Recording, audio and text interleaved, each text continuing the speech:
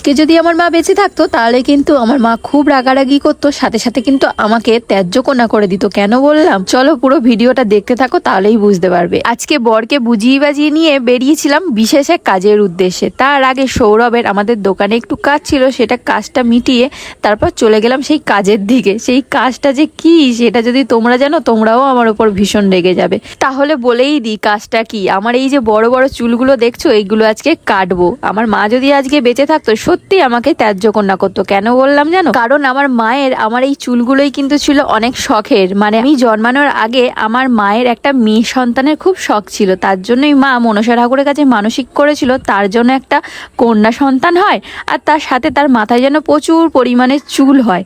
তো এই মানসিক করার পরই তার 1-2 বছর পরেই নাকি আমি হয়েছিলাম। তো আমার মাথায় নাকি প্রচুর চুল হয়েছিল ছোটবেলায়, সাথে শুধু মাথায় না, গায়ে কানেও নাকি ছোট ছোট লোম প্রচুর হয়েছিল। তো সেখান থেকেই আমার মা আমার চুল খুব একটা কাটতো না, সবসময় বড়ই রেখেছিল।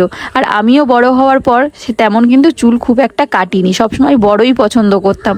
এই প্রথম আমি চুলটা কাটলাম, কারণ বেবি হওয়ার পর ঠিকমতো নিজের যত্ন তো দূরের কথা, চুলেরও যত্ন করতে পারছিলাম না, তার জন্যই কেটে দিয়েছি। তাছাড়া আমার মায়ের প্রথম আমি কোন দিন মন ভেঙেছিলাম জানো, যেই দিন আমি ফার্স্ট চুলে স্মুথনিং করিয়েছিলাম। কারণ আমার মায়ের আমার আগের চুলটাই বেশি পছন্দ ছিল, কোকড়ানো কোকড়ানো। যেহেতু 3 থেকে 4 বার চুলে স্মুথনিং করিয়েছিলাম, তার জন্য চুলে আমার আর কিচ্ছু নেই, মানে পুরো ড্যামেজ হয়ে গেছে। তার জন্যই পার্লারে গিয়ে বলেছিলাম আমার যেটুকু চুল ড্যামেজ হয়ে গেছে সেটুকু তোমরা কেটে বাদ দাও। তো ওরা অতটাই কেটে বাদ দিয়েছে যতটা আমি বলেছিলাম। তো চুল টুল কেটে বাইরে আসার পর সৌরভ তো দেখে অবাক, কারণ ওকে আমি বলে ঢুকেছিলাম যে অল্প একটু চুল কাটবো, কিন্তু তার জায়গায় যে আমি এতটা কাটবো ও ভাবতেও পারিনি।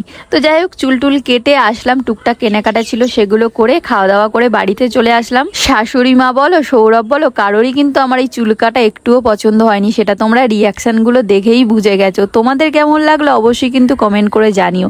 কি করব বলো, আমি এই চুলটা ম্যানেজ করতে পারছিলাম না, যেখানেই যাচ্ছিলাম একই রকম হেয়ার স্টাইল হয়ে যাচ্ছিল, ওই জন্য আমার ঠিক ভালো লাগছিল না, তার জন্যই কেটে দিয়েছি।